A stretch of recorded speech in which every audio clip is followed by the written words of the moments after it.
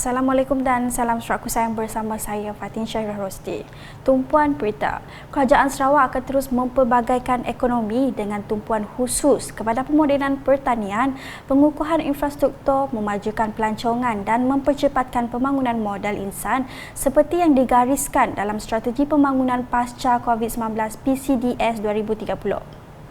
Ketua Menteri Datuk Patinggi Tan Sri Dr. Abang Abdul Rahman Zohari Tun Datuk Abang Openg berkata, kunci untuk memacu pertumbuhan ekonomi dan merangsang permintaan adalah dengan mempercepatkan transformasi luar bandar menerusi pelaksanaan pelbagai infrastruktur utama seperti jalan raya, jambatan, kemudahan asas serta kemudahan awam.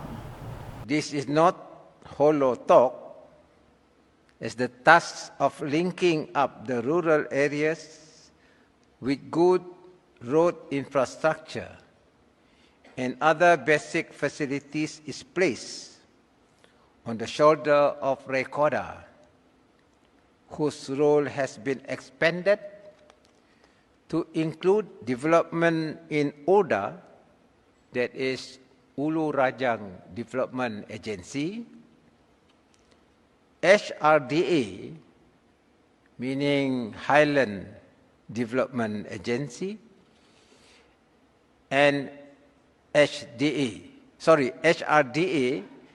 this is the northern part, and HDA with a total allocation of 4.5 billion ringgit. Beliau berucap demikian semasa merasmikan anugerah kecemerlangan industri Ketua Menteri CMIEA yang ketiga di Pusat Konvensyen Borneo Kuching BCCK pada Selasa. Sementara itu, Ketua Menteri memberitahu Kerajaan Gabungan Parti Sarawak GPS juga telah meluaskan asas pendapatan supaya negeri ini boleh mempunyai fleksibiliti fiskal dalam mengurus sumber kewangan sekaligus menyusun strategi agenda pembangunan. Ini tegasnya akan membolehkan Sarawak melaksanakan projek infrastruktur dan kemudahan asas dengan cepat dan pada masa sama membina rizab yang mencukupi untuk menghadapi sebarang kemungkinan. These strategies are critical in meeting our objectives to accelerate the development in the state to ensure balanced development between the urban and rural areas.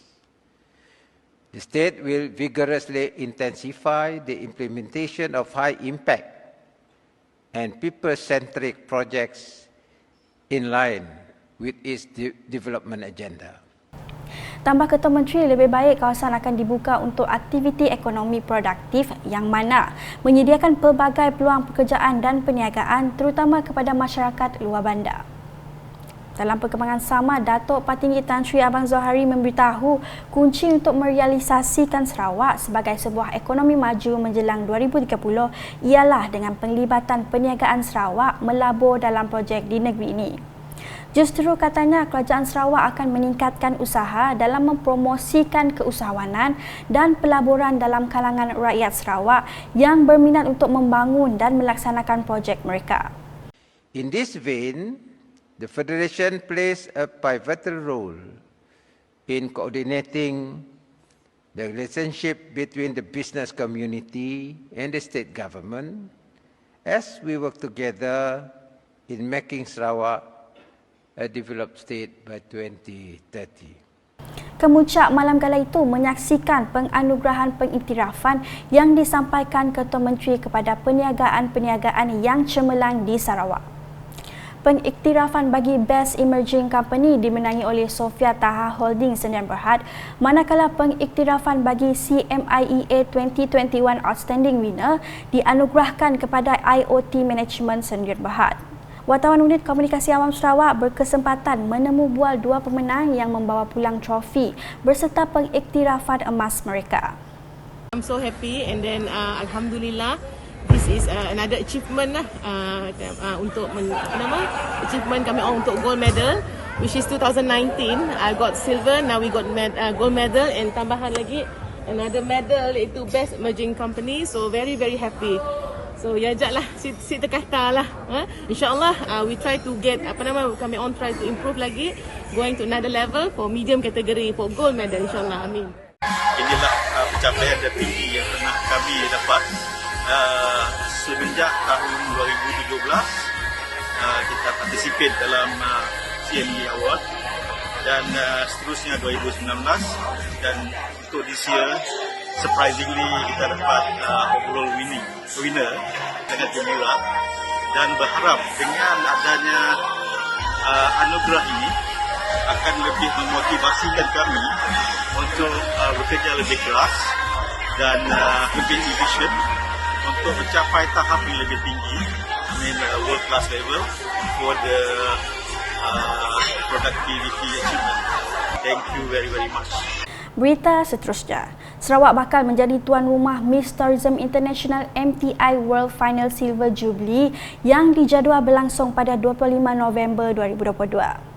Menteri Pelancongan Industri Kreatif dan Seni Persembahan Datuk Seri Abdul Karim Rahman Hamzah berkata penganjuran acara berprestij itu tepat pada masanya dalam merancakkan semula sektor pelancongan negara khususnya di Sarawak. As tourism sector has been badly hit by COVID-19 for the last 2 years, well, I believe this we are seeing light at the end. With more borders opening up, a few days ago, our Right Honourable Prime Minister and the Sultan of Brunei has give out a statement that they're going to open up VTL or vaccinated travel lane between Brunei and Malaysia, and we are also working out on Singapore and Sarawak, the VTL. So I believe this year is the year. The hosting of this 25th Miss Tourism International final is indeed timely in the promotion of tourism as well as for the state as well as for Malaysia. That's how I see it. Beliau berucap demikian pada Majlis Pelancaran Miss Tourism International World Final Silver Jubilee dan majlis menandatangani memorandum persefahaman MOU di antara Yas Group dan D-Touch International di Kuching pada Selasa. Beliau menambah MTI kali ini akan diadakan dengan mematuhi prosedur operasi standard SOP yang telah ditetapkan.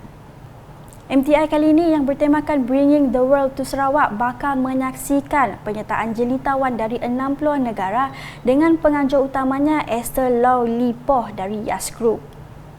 Selanjutnya, dalam usaha mengelakkan kemalangan, Jabatan Kerja Raya JKR dengan kerjasama Kementerian Pengangkutan Sarawak MOTS tampil dengan inisiatif memasang papan tanda yang lengkap dengan radar serta penyata kelajuan atau Radar Speed Advisory Sign. Papan tanda penyata kelajuan yang pertama seumpamanya di Sarawak dipasang di beberapa lokasi di sepanjang laluan utama di sekitar kawasan Kuching termasuk di Jalan Tun Jugah pada Selasa. Menteri Pengangkutan Sarawak Datuk Seri Lee Kim Shim dalam kenyataannya pada Selasa memberitahu selain menunjukkan had laju warta yang dibenarkan, papan tanda kelajuan ini menggunakan teknologi radar untuk menentukan kelajuan kenderaan yang akan datang dalam kilometer sejam.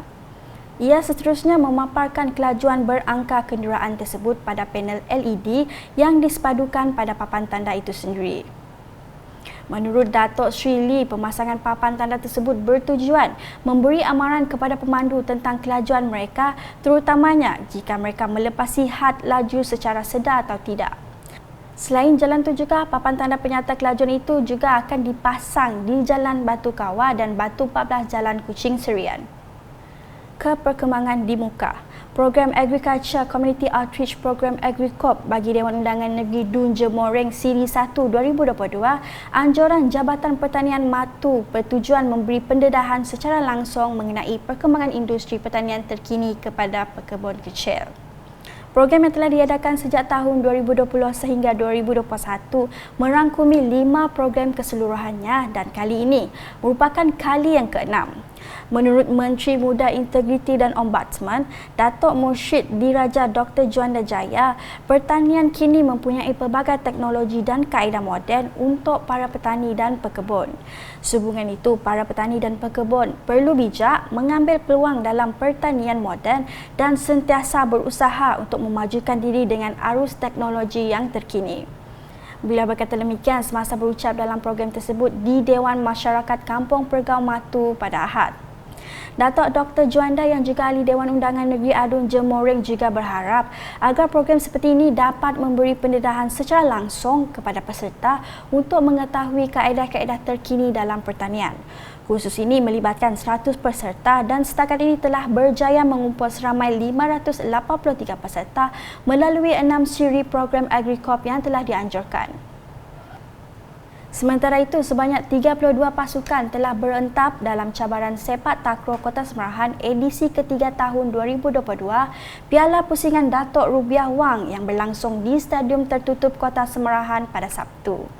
Ahli Parlimen Kota Semerahan Datuk Rubiah Wang berkata, sambutan terhadap pertandingan itu amat menggalakkan sehingga mendapat penyertaan bukan hanya dari Sarawak, malah dari semenanjung Malaysia. Berucap semasa merasmikan pertandingan tersebut pada Sabtu, beliau berkata ia boleh dijadikan platform bagi mencukil bakat yang terpendam dalam kalangan peserta-peserta khususnya di Sarawak. Datuk Rubiah turut mengumumkan peruntukan sebanyak RM25,000 untuk Persatuan Sepak Takraw Bahagian Samarahan bagi penganjuran program seumpama itu pada masa akan datang. Cabaran sepak takraw anjuran Persatuan Sepak Takraw Bahagian Samarahan dengan kerjasama Perbadanan Sukan Sarawak dan Tourism Task Group Bahagian Samarahan kali ini menawarkan hadiah wang tunai lumayan kepada para pemenang. Beralih ke laporan berikut, kerjasama padu di antara Ketua Masyarakat dan Ketua Kaum KMKK bersama Wakil Rakyat dan juga pentadbiran daerah adalah kunci kepada kemajuan penduduk di daerah Lundu. Demikian amanat yang disampaikan oleh Ahli Dewan Undangan Negeri Adun Opah, Billy Sujang semasa berucap pada Majlis Malam Jasamu dikenang anjuran KMKK Zon Biawak di Lundu pada Sabtu. Billy juga menyampaikan terima kasih dan penghargaan kepada ketua kaum yang dilantik baru dan dilantik semula serta mantan ketua kaum di atas jasa mereka kepada masyarakat. Katanya, ketua-ketua masyarakat digesa agar terus bekerjasama dengan wakil rakyat serta pejabat daerah Lundu bagi memacu kemajuan di kawasan kampung. Pada majlis tersebut, Billy turut menyampaikan sijil lantikan kepada 3 ketua kaum baru dan sijil lantikan semula kepada 7 ketua kaum. Ke perkembangan COVID-19, Sarawak mencatat 441 kes positif COVID-19 pada Selasa, meningkatkan jumlah kumulatifnya kepada 257,112 kes.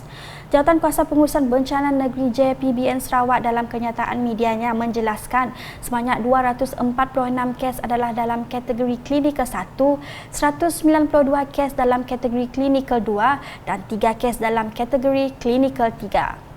Berikut merupakan 21 daerah di negeri ini yang mencatatkan kes COVID-19.